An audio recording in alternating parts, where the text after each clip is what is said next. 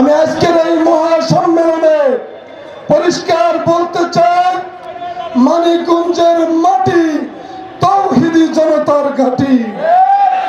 এইটা বাউলদের কোনো আস্তানা বা ঘাঁটি এখানে গাঁথতে দেওয়া হবে না।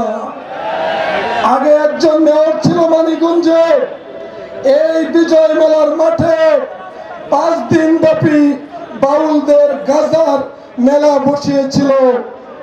বর্তমান যারা ক্ষমতায় যাওয়ার জন্য উসপিস করতেছেন তাদেরকে হুঁশিয়ারি দিতে চাই, বাউলদের পৃষ্ঠপোষকতা দিয়ে তৌহিদি জনতার রোষানলে পড়বেন না।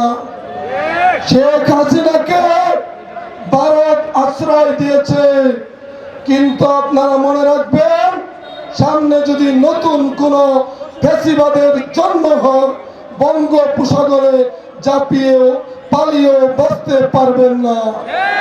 অলরেডি মানিকগঞ্জের বঙ্গোপসাগরে বাউলদের হাবুডুবু খেলা শুরু হয়ে গেছে। সংগ্রামী ভাইরা, আমি পরিষ্কার বলতে চাই, নাস্তিক কুল শিরোমণি বাউল সম্রাট নাস্তিক ফরহাদ মজহারকে নিঃশর্ত ক্ষমা চাইতে হবে। আর যদি ক্ষমা না চায়, অনতি বিলম্বে এই নাস্তিককে গ্রেফতার করে আইনের কাছে সোপর্দ করতে হবে।